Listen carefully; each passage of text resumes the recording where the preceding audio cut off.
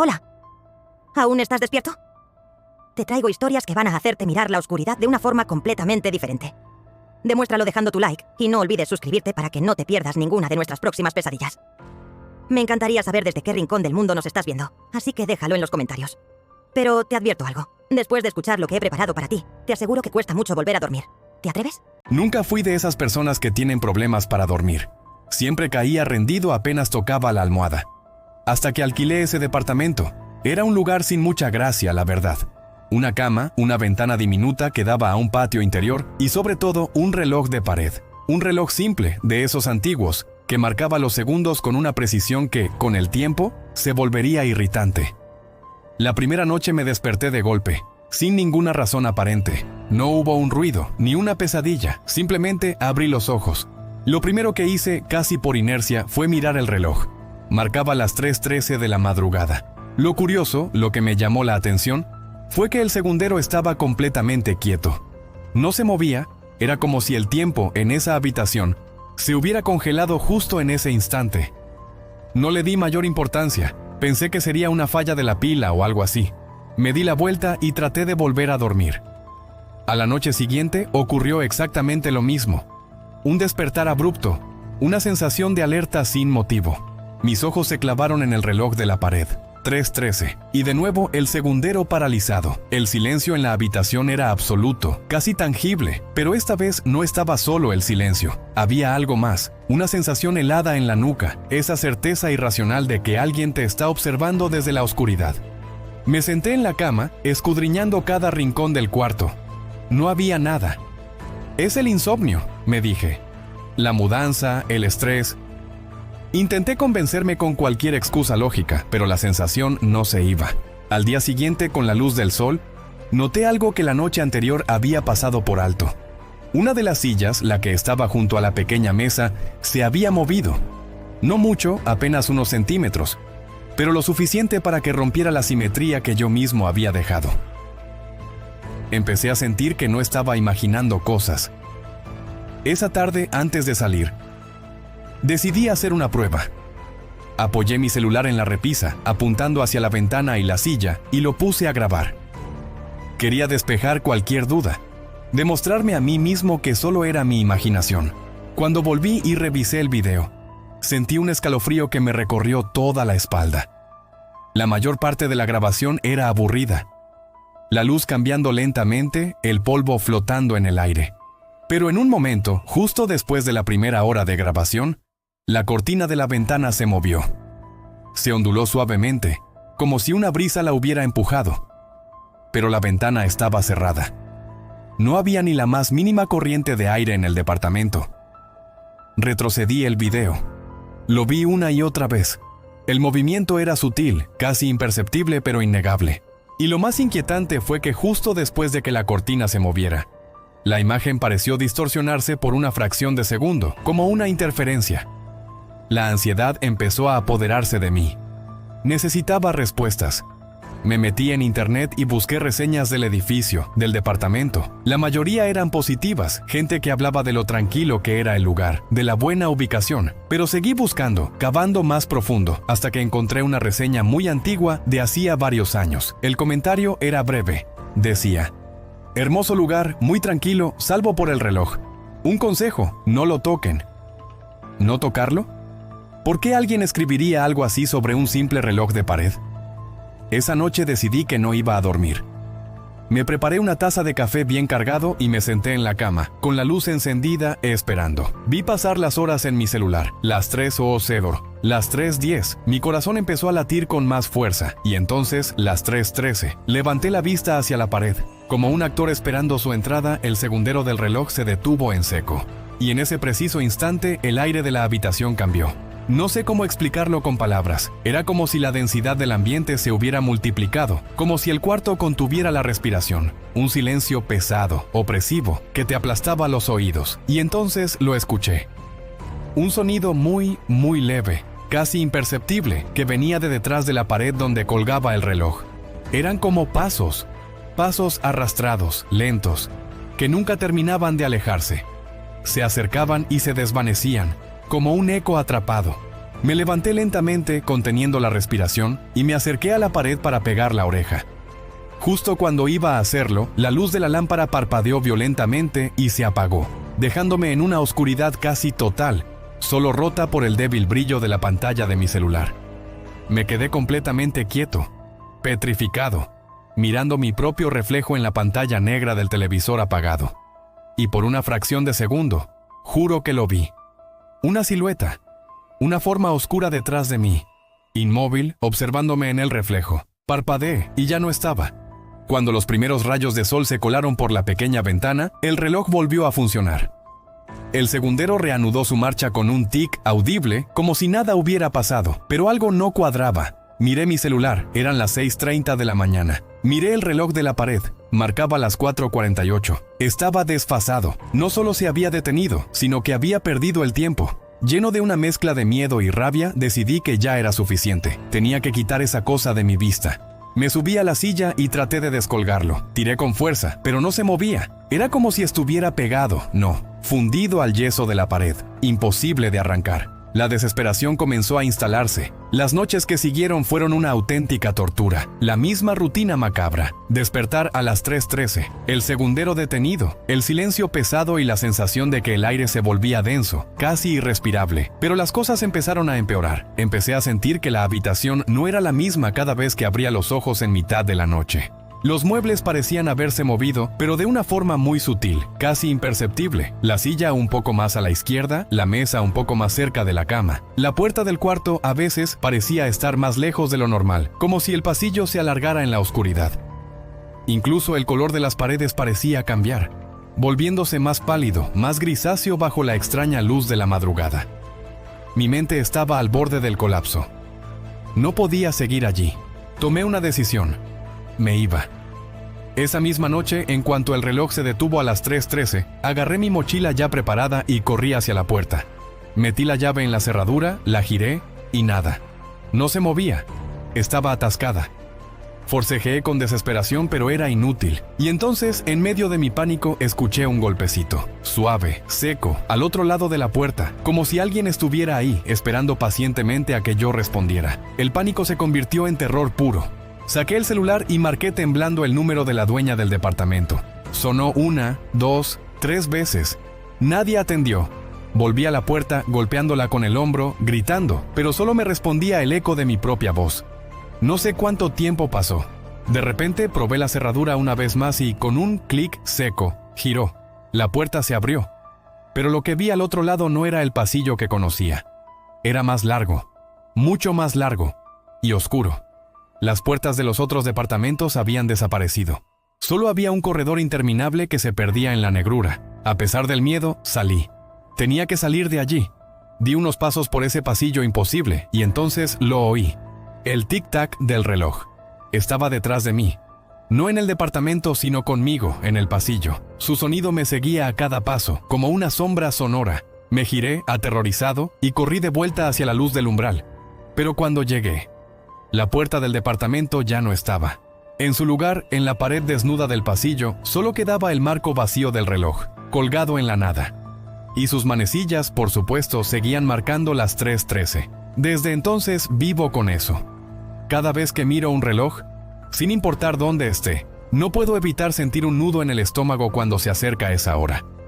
Y cuando llega, cuando las manecillas marcan las 3:13, siempre, sin falta, escucho los pasos. No me molesta el ruido si sé de dónde viene. Por eso, cuando empecé a escuchar cosas raras en mi nuevo departamento, pensé, bueno, estarán de obra arriba. Pero el portero me juró que ese piso llevaba meses vacío.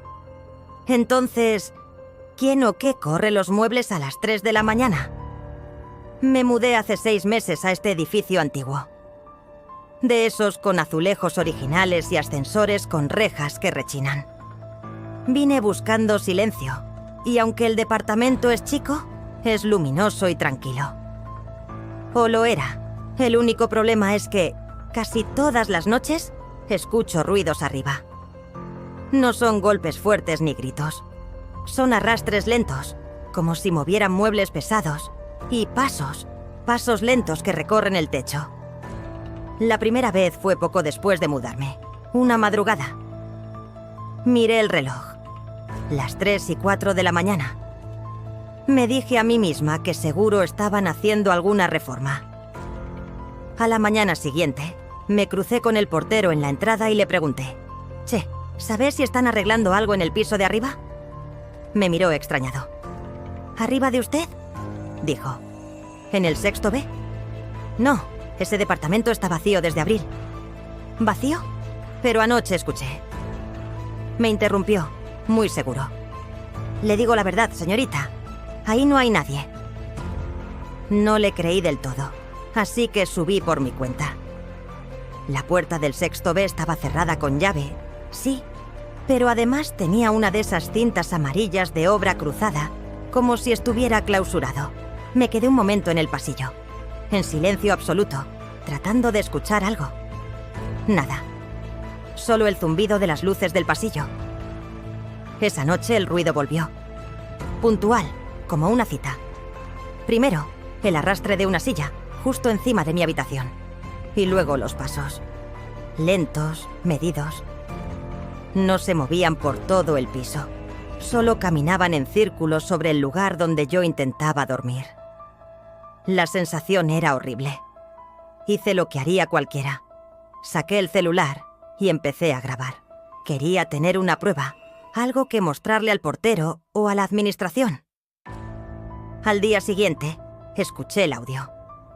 El sonido de los pasos estaba ahí, claro, pero noté algo más, algo que me heló la sangre. Los ruidos parecían seguir un patrón, una cadencia que me resultaba familiar.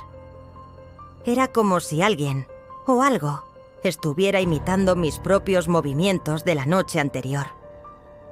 La noche siguiente fue peor. A la misma hora, escuché lo mismo. El arrastre, los pasos imitándome. Pero esta vez, después de unos minutos de silencio, hubo un golpeteo. 3 golpes secos, justo sobre mi cabeza. Toc, toc, toc. Y luego, silencio total. Era demasiado preciso, demasiado intencionado para ser una casualidad. Ya estaba asustada, pero también un poco harta. Así que escribí una nota simple y la deslicé por debajo de la puerta del piso de arriba. Decía: «Hola, soy la vecina de abajo. Si están trabajando, por favor, avísenme. Gracias». No sabía qué esperaba conseguir, pero sentía que tenía que hacer algo. La respuesta llegó al día siguiente. No la encontré arriba, sino debajo de mi propia puerta.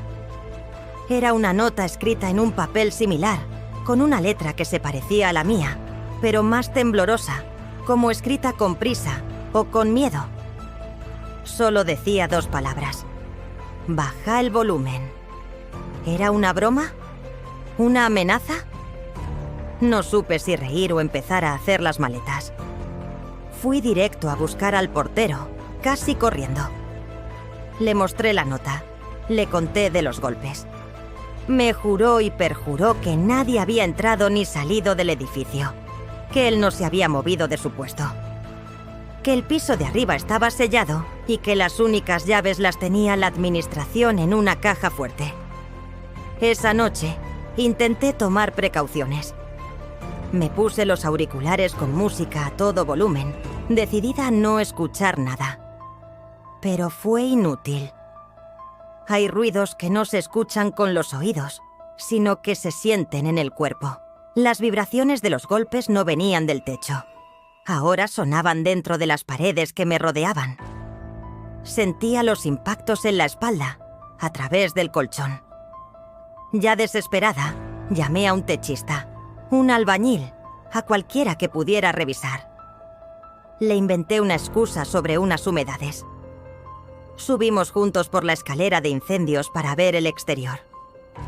Al llegar a la altura del 6º piso, intentamos mirar por la ventana que daba al balcón, pero nos encontramos con algo imposible. La puerta de acceso al balcón de ese departamento, que debería estar abierta o cerrada sin más, estaba trabada desde adentro. El hombre me miró, confundido. «Mire, señorita, esto no tiene sentido. El picaporte está girado, como si alguien hubiera echado la llave desde el interior. Golpeamos la ventana. 1, 2, 3 veces. Nada. Silencio absoluto. Esa noche todo cambió. Ya no eran arrastres ni golpes. Era el sonido incesante de alguien caminando, de un lado a otro, de una punta a la otra del departamento, sin parar, durante horas. Y a veces, en los breves momentos de silencio, se colaba un sonido nuevo. Un suspiro. Un suspiro largo y cansado, justo encima de mí. Antes de irme a dormir, dejé el teléfono grabando sobre la mesita de luz. Grabar y documentar se había vuelto mi única defensa. A la mañana siguiente, con el corazón en la garganta, reproduje el audio. Avancé la grabación hasta las 3 de la madrugada. Ahí estaban los pasos, el suspiro y algo más. Una voz, casi inaudible, un susurro de mujer que, entre el ruido blanco, decía 2 palabras. «No subas». Sentí un frío que me recorrió desde los pies hasta la nuca. No le conté a nadie más. ¿Qué podía decir? Empecé a notar que los ruidos solo aparecían cuando yo estaba completamente sola en casa. Si venía algún amigo, si mi pareja se quedaba a dormir. Silencio total. Era como si el sonido me eligiera hasta mí, como si me estuviera esperando. Una noche, no pude más. Me armé de valor, o quizás de pura desesperación. Agarré una linterna, subí las escaleras y me paré frente a la puerta del sexto B. La empujé con todas mis fuerzas. La cinta de obra se rasgó y cayó al suelo. La puerta, increíblemente, se abrió con un chirrido. Entré. El departamento estaba completamente vacío. Vacío y cubierto de una capa de polvo tan gruesa que mis pisadas se marcaban como si caminara sobre nieve. Había algunos muebles viejos en el centro, cubiertos con sábanas blancas que parecían fantasmas. Caminé hacia el dormitorio, el que estaba sobre el mío. Y ahí lo vi. En la pared, justo en el punto donde mi cama toca el techo, había una mancha circular oscura, como de humedad o quemado. Y sobre una mesita de centro, vi el único objeto que parecía fuera de lugar. Un contestador automático antiguo, de esos de cinta, todavía conectado a la línea de teléfono. Con la mano temblando, pulsé el botón de reproducir. La cinta chirrió y una voz sonó. Una voz suave, terriblemente familiar. Decía: «Hola, soy tu vecina. Por favor, baja el volumen. No puedo dormir con tus pasos sobre mí». Me quedé paralizada, congelada en medio de ese cuarto polvoriento. Era mi voz. Salí de ahí corriendo, bajé las escaleras de 2 en 2, sin aire. En la puerta del edificio estaba el portero, que se preparaba para terminar su turno. Me vio pálida, desencajada, y me preguntó qué había pasado. «Había alguien arriba», le grité. Escuché mi propia voz en una grabación. Él me tomó suavemente del brazo, su cara se puso muy seria y me dijo en voz baja: «Señorita, tranquilícese, arriba no vive nadie». «Lo sé», le contesté, «pero alguien estuvo ahí». Él negó con la cabeza, muy despacio. «No, usted no entiende», me dijo. «No me refiero a que no viva nadie. Me refiero a que arriba no hay departamento». Lo miré sin comprender. «¿Cómo que no hay departamento? Lo demolieron hace años, después del incendio. Encima de usted solo está la azotea». No respondí. No podía. Solo levanté la vista hacia el techo de mi propio departamento. Y les juro que, por un instante, volví a escuchar los pasos. Como si alguien en alguna parte todavía estuviera moviendo los muebles. Trabajo en soporte técnico, lo que significa que vivo pegado al celular. Entre las llamadas de clientes, los mensajes de amigos y los chats de trabajo, ya nada me sorprende. O eso creía hasta aquella madrugada. Eran exactamente las 2:07 a.m. cuando la pantalla de mi teléfono se iluminó. Tenía un mensaje nuevo, una notificación de WhatsApp. Lo raro es que venía de mi propio número. Era un archivo de audio de apenas 14 segundos. La curiosidad me ganó, así que le di a reproducir. Se escuchaba un viento fuerte, el sonido de pasos sobre grava, y luego, mi propia voz diciendo claramente: «Llegué, está todo tranquilo». Solo eso. Pero lo que me heló la sangre fue revisar los detalles del archivo. La ubicación GPS marcaba un lugar llamado Puerto Viejo, un sitio en el que yo jamás había estado. Mi primer pensamiento fue lógico: un error, una app que se volvió loca, un fallo del sistema. Al día siguiente, en mi primer descanso, llamé a la compañía telefónica. El operador, con una paciencia admirable, revisó todo. Su respuesta fue desconcertante: «Señor, el archivo tiene un registro legítimo. Fue enviado desde su línea». «Pero eso es imposible», le insistí. Su respuesta final me dejó sin palabras. «Bueno, a veces los sistemas no fallan». Esa frase se me quedó grabada a fuego, dándome vueltas en la cabeza durante todo el día. Esa noche estaba viendo una serie con el celular sobre la mesa de centro, boca abajo. De repente, la pantalla se encendió sola. Otro mensaje. Mismo remitente. Yo mismo. Otro audio. Esta vez mi voz sonaba distinta, más lenta, más seria, casi como una advertencia. Decía: «No vayas mañana, quédate en casa». Casi me río del absurdo de la situación. Sonaba como si me hubiera grabado a mí mismo medio dormido, pero no recordaba haberlo hecho. Al revisar los detalles, el pánico volvió. El archivo tenía fecha y hora del día siguiente. Era una grabación del futuro. Traté de no pensar en ello, de convencerme de que era una broma pesada de algún hacker o un bug muy elaborado. Al día siguiente, un amigo me llamó. Quería hacer una escapada rápida para sacar algunas fotos, probar un lente nuevo. «¿A dónde?», le pregunté. «Hay un lugar abandonado, el Viejo Puerto. ¿Te suena?». El mismo nombre, Puerto Viejo. Una parte de mí gritaba que no fuera, que recordara el audio, pero otra parte, la racional, me decía que no podía dejarme llevar por algo tan ilógico. Así que accedí. Cuando llegamos al lugar, la atmósfera era idéntica a la del primer audio. El viento soplaba constante, trayendo un olor a río y a humedad. El silencio era espeso, pesado. Mientras mi amigo montaba su trípode, mi celular vibró en el bolsillo. Lo saqué y vi una notificación vieja de la aplicación de mapas. «Has llegado a tu destino». El mensaje del GPS se había activado solo, reconociendo el lugar del primer audio. Sentí un escalofrío que me recorrió la espalda. No le dije nada a mi amigo, no quería sonar como un loco. Hicimos las fotos y nos fuimos.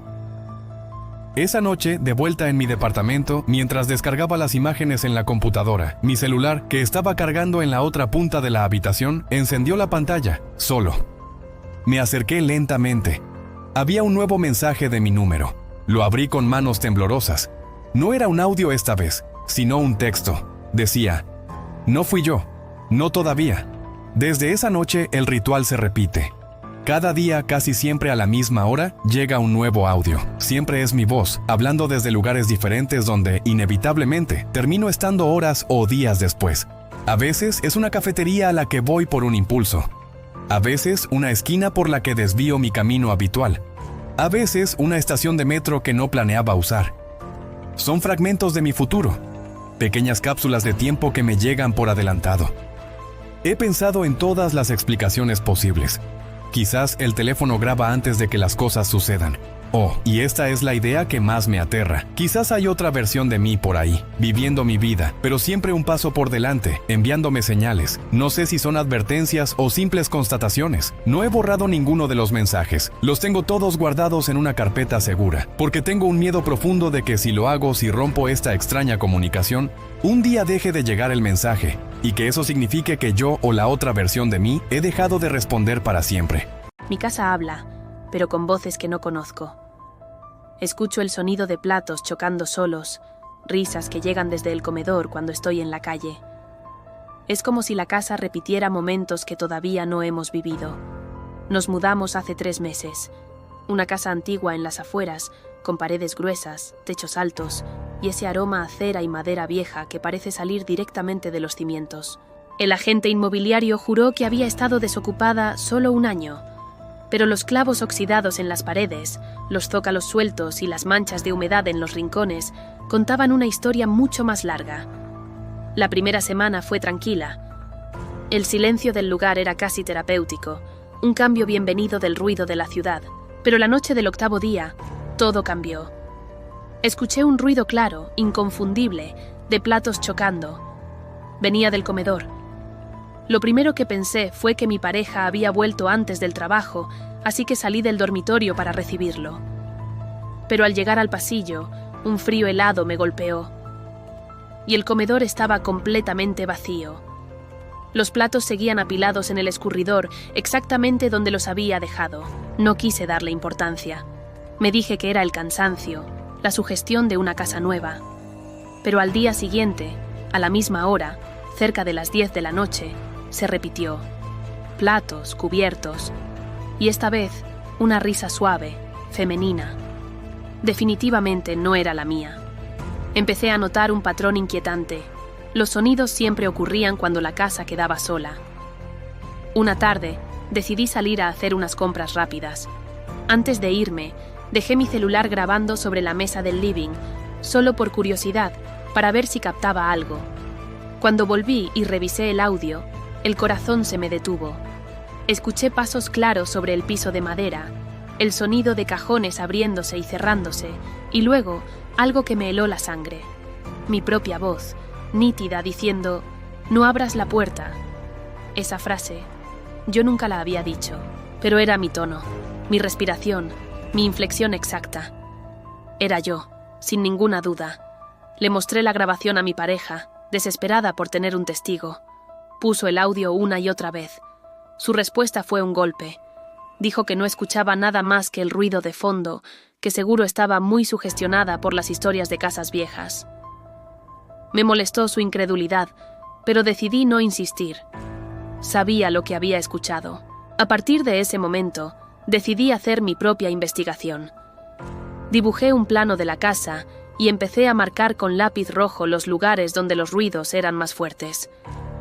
Curiosamente, todos los puntos coincidían con zonas inexplicablemente más frías, como si el aire se volviera más denso y pesado en esos lugares.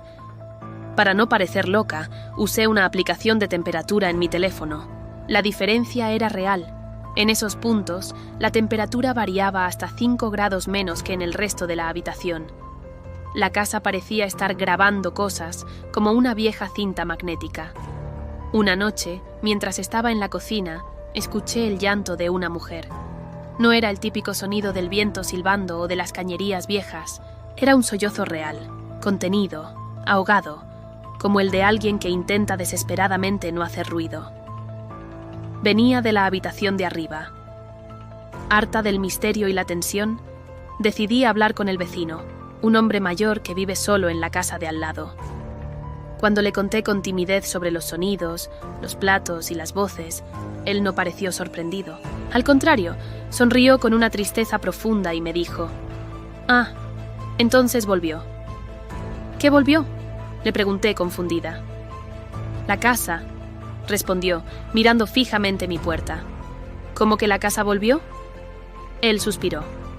«Cuando pasa mucho tiempo vacía, empieza a repetir. Ella no distingue el antes del después». No quiso decir nada más. Se disculpó y entró a su casa, dejándome sola con más preguntas que respuestas. Esa misma noche, después de una ducha caliente, el vapor empañó por completo el espejo del baño. Cuando pasé la mano para limpiarlo, vi una frase escrita con un trazo tembloroso, como si la hubiera dibujado un dedo sobre el vaho. «Ya casi pasa». Un escalofrío me recorrió de pies a cabeza. Grité el nombre de mi pareja, pero no me respondió. Corrí al dormitorio y lo encontré profundamente dormido, ajeno a todo, como si nada hubiera ocurrido. ¿Estaba yo perdiendo la cabeza? Decidí que no dormiría esa noche. Me senté en el sofá del living, con todas las luces apagadas, esperando. A las 3:15 de la madrugada, el reloj digital de la cocina marcó la hora exacta en la que solían comenzar los ruidos más intensos. Y entonces lo escuché.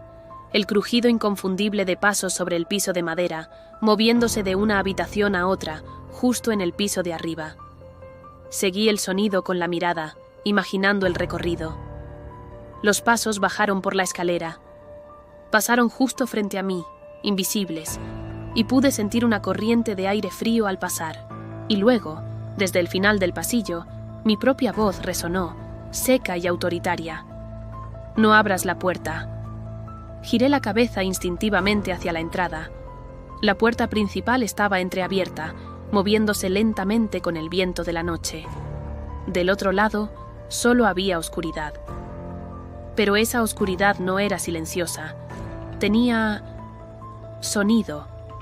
Un murmullo suave, constante, como una conversación lejana que no podía descifrar. Me acerqué despacio, con el corazón en la garganta. Entendí. La casa me devolvía mis propias palabras, pero no eran ecos del pasado. Era como si las repitiera justo antes de que yo tuviera la oportunidad de decirlas. Eran advertencias. Desde esa noche, todo cambió. Ya no me asusto, pero vivo en un estado de alerta constante. A veces escucho risas que sé que corresponderán a una visita que tendremos el fin de semana. Oigo fragmentos de una discusión que mi pareja y yo aún no hemos tenido. Y a veces, en mitad de la noche, escucho mi propia voz, al otro lado de la pared, susurrándome con calma. Tranquila, mañana esto ya habrá pasado. Y lo peor de todo es que tiene razón, porque cada mañana, cuando despierto, los sonidos desaparecen y la casa vuelve a su silencio sepulcral. Hasta que cae la noche, el tiempo se deforma, y la casa empieza a recordar otra vez. No me perdí.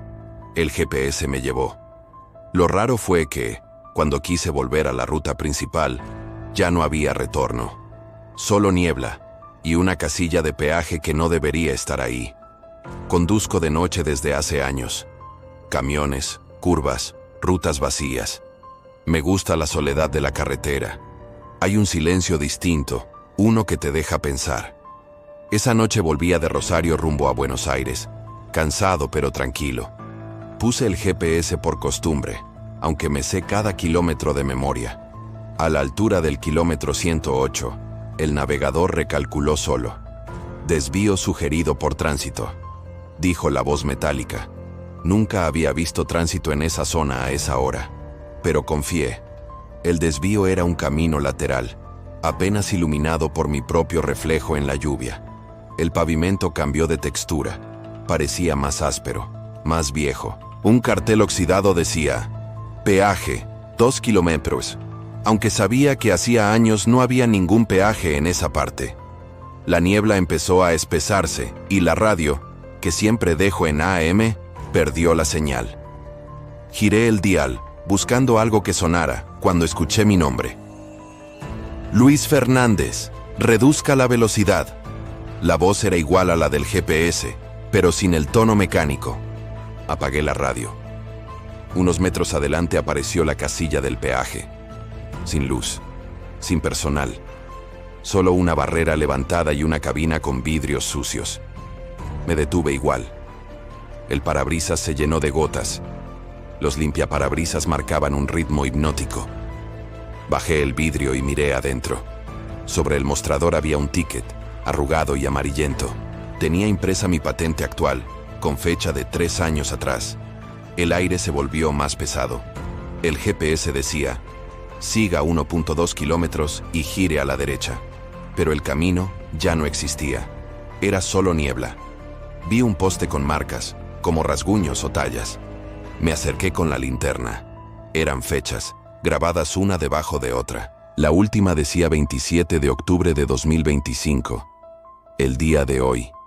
El motor empezó a fallar. Me vi obligado a detenerme en la banquina. De pronto, la radio se encendió sola, con estática y voces superpuestas, como si varias personas hablaran al mismo tiempo. Entre los ruidos distinguí mi nombre otra vez. Luis, no te bajes. Miré por el espejo retrovisor y vi luces que se acercaban por el camino, pero no se oía motor. Solo un murmullo, como si alguien caminara en la lluvia. Salí del auto. La niebla era tan densa que no veía el frente del capó.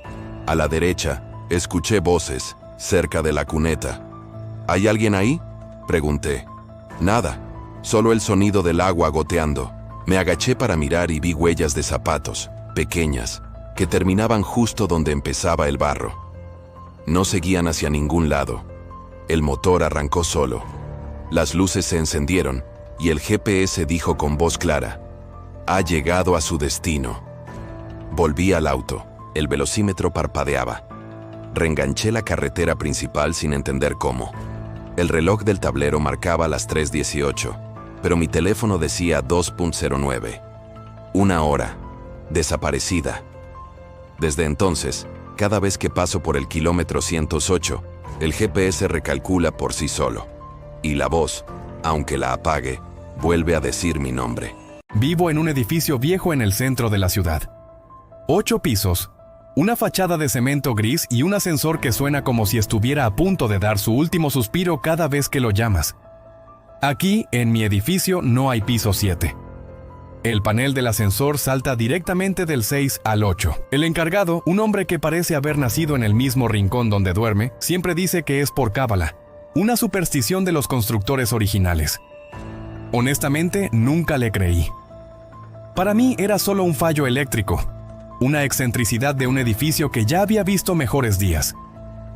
Pero esa explicación tan lógica, tan tranquilizadora, se desmoronó hace unas noches. Ahora sé que el 7º piso existe, y que a veces la luz de su botón se enciende. Volvía del trabajo, muy tarde. El reloj de la calle marcaba pasadas las 12. Las luces del vestíbulo parpadeaban con su intermitencia habitual, creando sombras que bailaban en los rincones. Llamé al ascensor. Esperé lo que pareció una eternidad, escuchando ese zumbido eléctrico que precede a su llegada.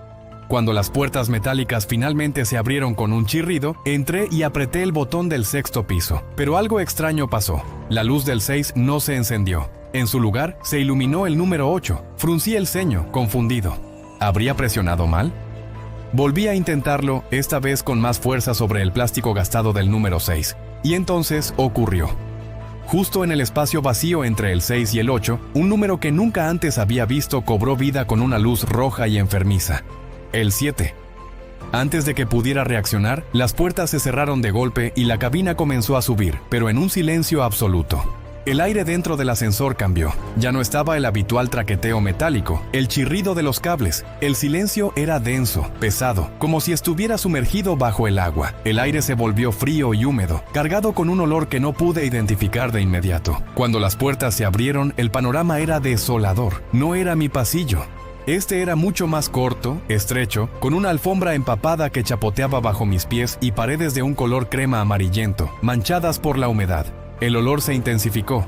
Era una mezcla agria de pintura vieja, moho y algo más, algo orgánico, en descomposición. En todo el pasillo había una sola puerta, marcada con el número 7B. Estaba entreabierta, invitándome a un interior oscuro. A pesar del miedo que me paralizaba, la curiosidad me empujó. Golpeé suavemente la madera hinchada por la humedad. ¿Hola?, pregunté, mi voz sonando débil y extraña en el silencio opresivo. ¿Hay alguien ahí? No hubo respuesta.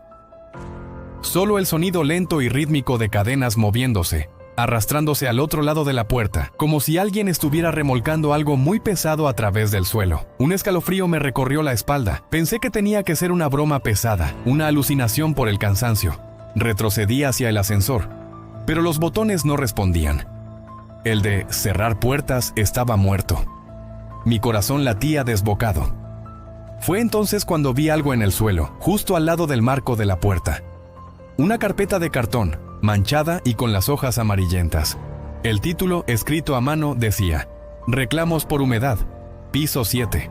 La abrí con manos temblorosas. Dentro había una lista de nombres de vecinos, y al final estaba el mío. El pánico se apoderó de mí. Mi nombre estaba allí, en un documento de un piso que no existía. Volví a aporrear los botones del ascensor, desesperado. Finalmente, sin que yo hiciera nada, las puertas se cerraron de golpe. El ascensor descendió con la misma velocidad silenciosa. Cuando las puertas se abrieron en el 6º piso, salí corriendo. El encargado estaba en su silla de siempre, medio dormido, con la cabeza ladeada. «Che», le grité, tratando de recuperar el aliento. «¿Sabías que el ascensor tiene el 7 activado?» Me miró con los ojos entrecerrados, sin entender. «¿Qué dices? Ese piso está tapiado. Lo cerraron hace años. No se puede acceder». Le conté lo que había visto. El pasillo, la puerta, la carpeta, las cadenas. Una sonrisa nerviosa se dibujó en su rostro, pero no llegó a sus ojos. Seguro es un reflejo del panel viejo, dijo intentando sonar convincente. No te preocupes, pero su voz temblaba, y yo sabía que él sabía algo. Sabía que no estaba loco. Esa noche dormir fue imposible.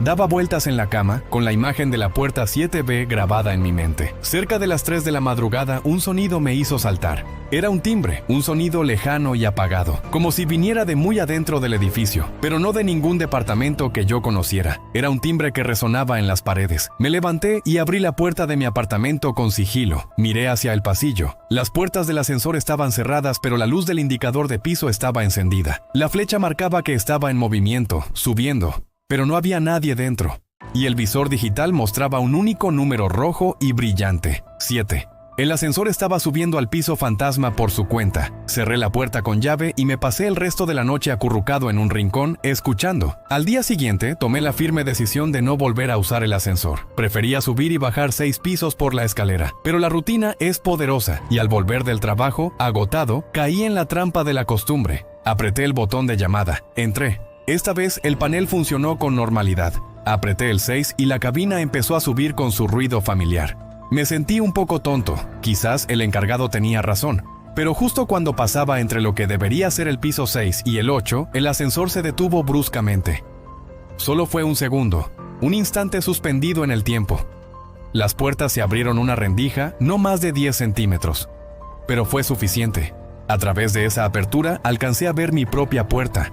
La de mi departamento, pero la placa de metal no decía 6B, decía 7B, y en la ranura del buzón, escrita en una etiqueta amarillenta, estaba mi nombre.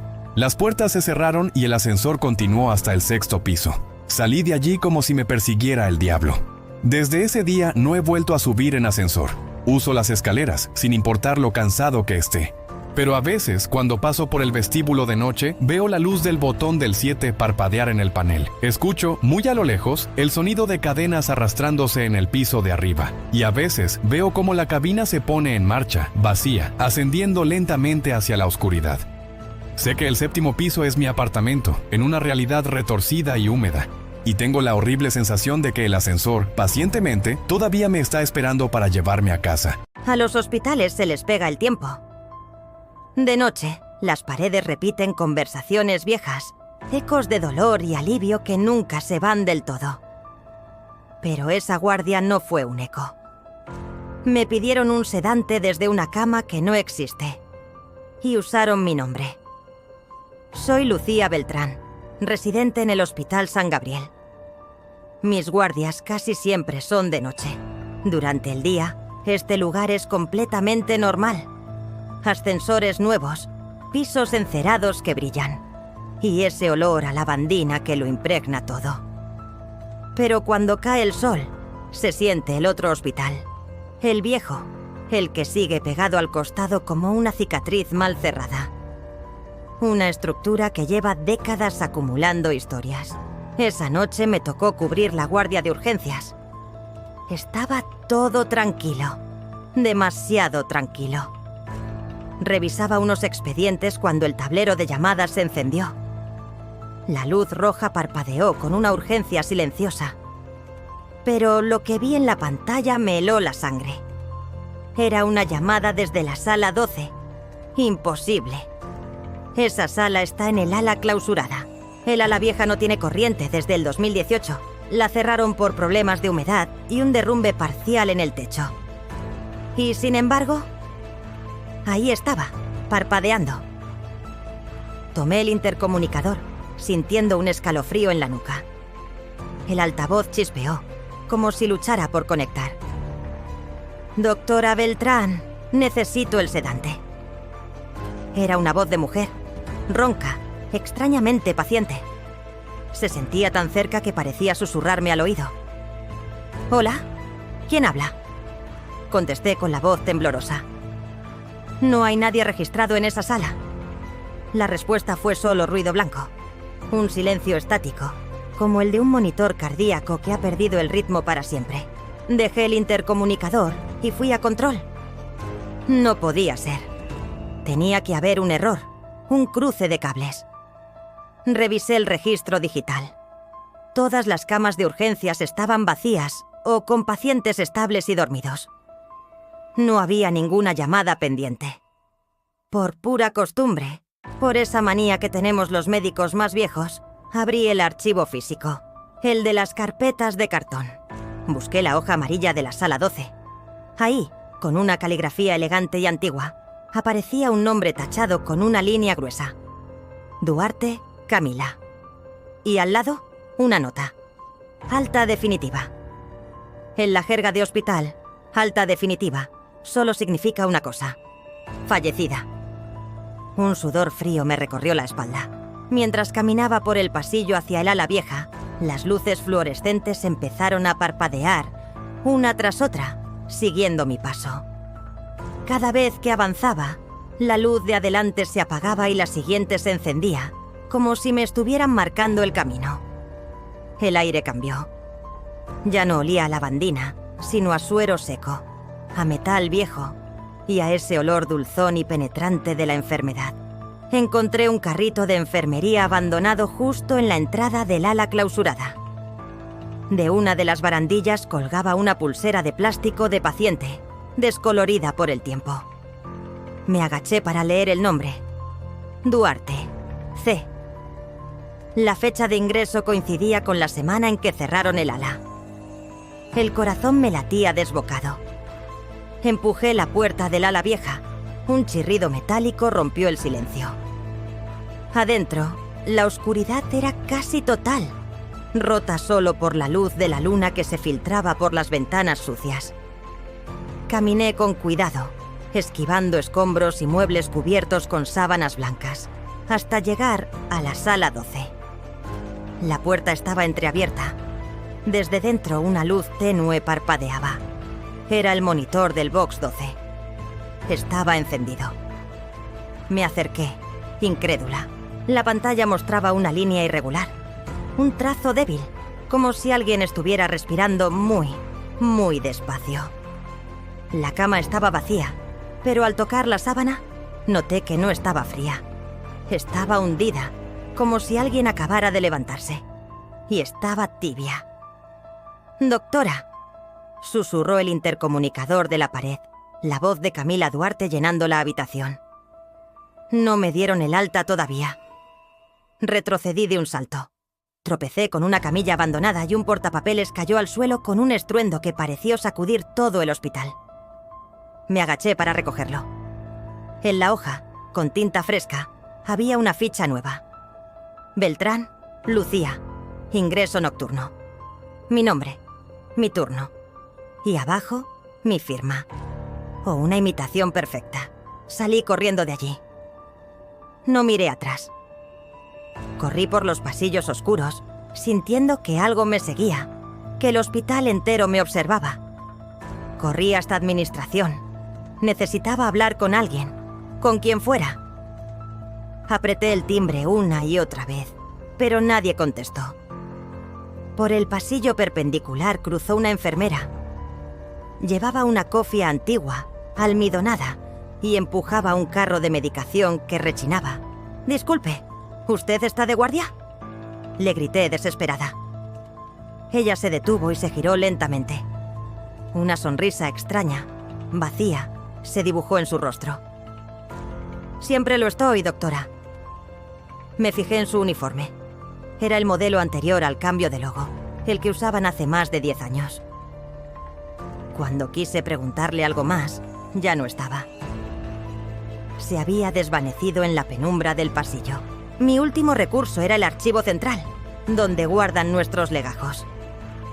Tenía que comprobar algo. Corrí hasta allí, abrí mi carpeta con manos temblorosas. La fecha de mi ingreso estaba correcta, mis datos, todo en orden.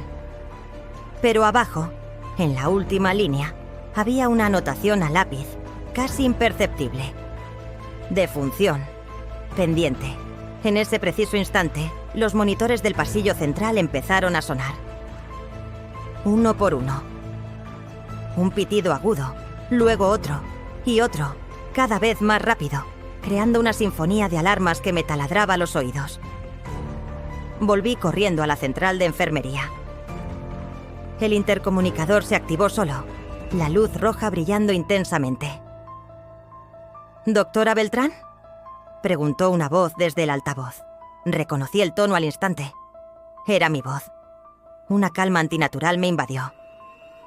Sí, respondí, sin pensarlo. Todo bajo control.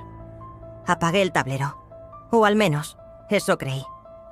Desde esa noche, cada guardia, exactamente a las 3 de la mañana, el canal 12 vuelve a abrirse solo.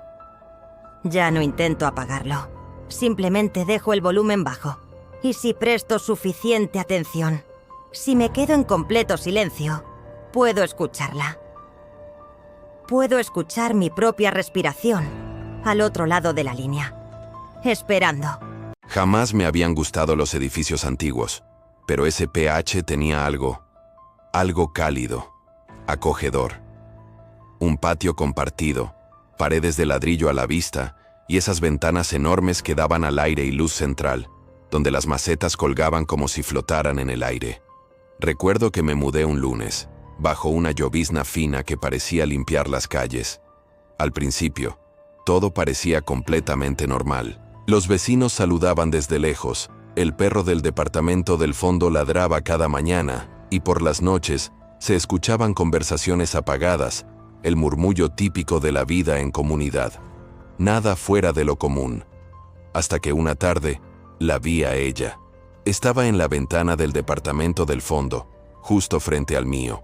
Tenía el pelo suelto, oscuro, y sostenía una taza con ambas manos, como si buscara calentarse. Me pareció verla sonreír cuando levanté la vista, así que yo también sonreí, y le hice un gesto con la cabeza, un saludo silencioso. Ella me imitó al instante, como si fuera mi propio reflejo en un espejo. Pensé que era una simple casualidad, una coincidencia sin importancia, pero al día siguiente, cuando cerré las cortinas al caer la noche, la vi hacerlo exactamente al mismo tiempo que yo. Cada movimiento que hacía, ella lo repetía, pero no era una imitación parecida, era exacta, una copia perfecta. Intrigado y un poco extrañado, decidí salir al pasillo para presentarme. Tal vez era solo una vecina nueva, igual que yo. Golpeé su puerta. Nadie respondió. Toqué el timbre, esperando escuchar el sonido dentro del departamento. Silencio absoluto. Mientras esperaba, una vecina mayor que pasaba por el pasillo me miró con curiosidad. ¿A quién buscas, joven?, me preguntó con voz amable. A la chica del fondo. Vive acá enfrente, ¿no? La mujer frunció el ceño, confundida. Ese departamento está vacío. Hace años. Me reí, pensando que se equivocaba. Seguramente era una inquilina nueva, y la señora no se había enterado. Pero cuando giré la cabeza para mirar de nuevo hacia su ventana, ella ya no estaba. El espacio estaba vacío, oscuro. Esa noche apenas pude dormir. Cada ruido del patio, cada crujido de las hojas secas, me hacía abrir los ojos de golpe. A las 3 de la madrugada escuché un golpe seco y repentino, como el sonido de una maceta de cerámica cayendo y haciéndose pedazos. Me levanté de un salto y fui hasta la ventana, esperando encontrar el desastre. Pero no. Todas las macetas seguían ahí, intactas, en su lugar. Solo había una diferencia.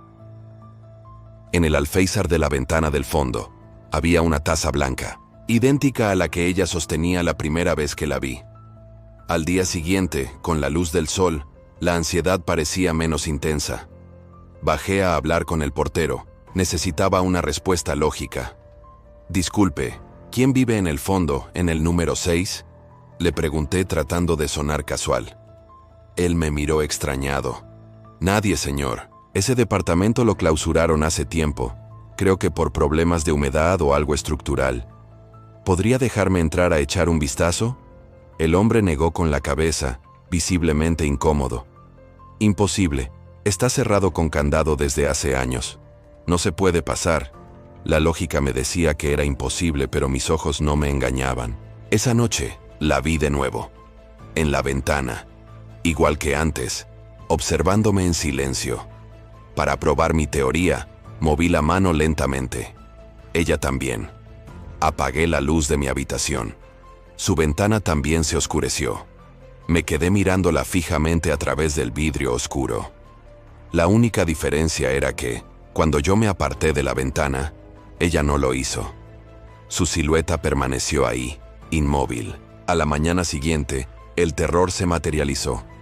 Había una nota deslizada por debajo de mi puerta. La caligrafía era pequeña, firme, casi perfecta. Decía: no te asomes cuando esté oscuro. No tenía firma, no tenía remitente. Durante el día, el patio volvía a ser ese lugar inofensivo y soleado.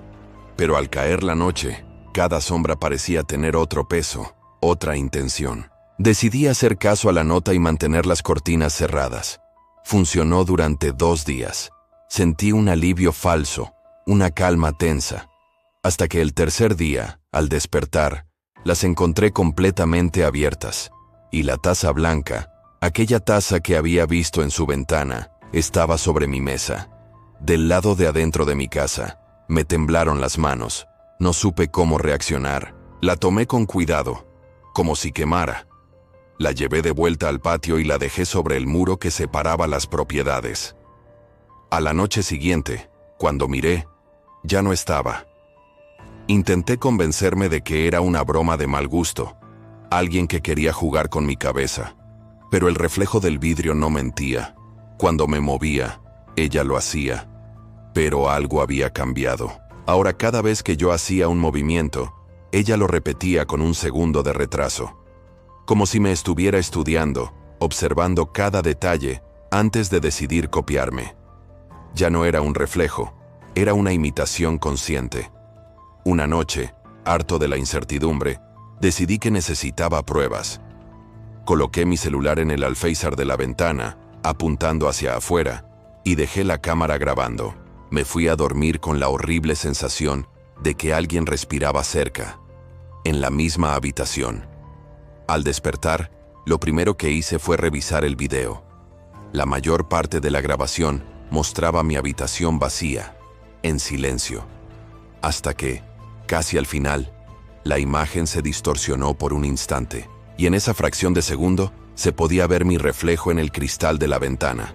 Solo que en el reflejo yo estaba sonriendo, y mis ojos no parpadeaban. Una sonrisa fija, inhumana. Ese mismo día empaqué todo. No dije nada, no me despedí de nadie. Simplemente cargué mis cosas y me fui de ese lugar sin mirar atrás. Pero a veces, cuando paso por calles parecidas, con esos patios internos llenos de macetas y ventanas enfrentadas, me detengo sin querer. Y por un instante, siento que, desde alguna de esas ventanas oscuras, alguien me observa. Imaginen un pequeño pueblo rural, casas de adobe bajo un sol abrasador y un pozo en el centro que nadie se atreve a tocar. Los ancianos, con la sabiduría en sus arrugas, lo llaman el pozo de la bruja, y su advertencia es clara. Bajo esa agua, duerme algo que jamás debería despertar. Todo empezó hace más de un siglo, en 1912, con la historia de una mujer a la que acusaron de hablar con el viento. Una mujer que según ellos era una bruja. Decían que podía curar con solo un toque, o enfermar con una mirada, que conocía los nombres de los muertos y que susurrándole a la luna, obtenía secretos. Los rumores crecían como la maleza, alimentados por el miedo y la ignorancia, y aunque una joven madre, con su bebé en brazos, intentaba defenderla, gritando que aquella mujer había sanado a su hijo, que era una curandera y no una bruja, su voz se ahogó en el clamor de la turba. El miedo, ya saben, siempre pesa más que la verdad. La noche cubrió el pueblo con su manto más oscuro. Los hombres, armados con antorchas y palas, rodearon su casa. La arrastraron sin piedad hasta el pozo. Ella no suplicó. Solo una frase, pronunciada con una calma escalofriante, rompió el silencio. El agua recordará sus nombres. Y luego, un golpe seco. El sonido de su cuerpo cayendo al abismo. Después, nada. Solo el pozo, oscuro y profundo, como un ojo sin fondo que ahora parecía moverse por sí solo. Ahora volvamos al presente. El pueblo ha crecido un poco, pero las viejas historias permanecen. Dicen que ese pozo fue sellado después de la guerra, pero la leyenda urbana persiste. Si te acercas de noche, puedes escuchar una voz que susurra tu nombre. Tomás, el bromista del grupo, se reía. Bah, seguro es eco. Pero Lucía, la estudiante de historia con esa mirada curiosa, lo corrigió. El eco no dice nombres que aún no has pronunciado. Así que una noche, Tomás, con su cámara, Ezequiel, nervioso y sosteniendo la linterna, y Lucía, guiados por la curiosidad, se aventuraron al antiguo pozo. Rodeado de piedras y maleza parecía inofensivo. Tomás se asomó. No se ve el fondo. Lucía, absorta, notó extraños símbolos tallados en las piedras. Y Ezequiel, con un hilo de voz, susurró. Hay algo, goteando. Entonces, el viento se detuvo, y en ese silencio opresivo, escucharon un murmullo sutil, una voz femenina, antigua y suave. Tomás. Él rió, creyendo que Lucía le jugaba una broma, pero ella lo miró, seria. Yo no dije nada. El sonido se repitió, ahora más cerca, más claro, como si viniera directamente del interior del pozo. Tomás, baja. Y entonces, la cámara de Tomás cayó. Por un instante, la linterna iluminó el fondo. Una silueta femenina flotando bajo el agua, sus ojos abiertos, mirándolo fijamente. A la mañana siguiente, el pueblo despertó, ignorante de la tragedia. Solo Lucía y Ezequiel aparecieron en el camino, pálidos y empapados, la mirada perdida. Lucía apenas pudo pronunciar. Él saltó. Pero Ezequiel, con la voz quebrada, la corrigió. No fue él quien saltó, algo lo llamó. Ambos miraron hacia atrás. El pozo ahora estaba cubierto, pero de las grietas goteaba sangre. Dicen que cada 100 años, el agua busca un nuevo nombre, y que no importa cuánto la tapes, ni con cuánto cemento intentes borrar su memoria. Porque el agua siempre, siempre recuerda. Si esta historia te ha atrapado y te ha dejado pensando en los secretos que guardan los lugares olvidados, te invito a darle un gran me gusta a este video, a suscribirte a nuestro canal para no perderte ninguna de nuestras escalofriantes entregas, y a activar la campanita para que la bruja, YouTube te avise cada vez que subimos algo nuevo. Gracias por acompañarnos en este viaje al misterio. Nos vemos en la próxima historia, si te atreves.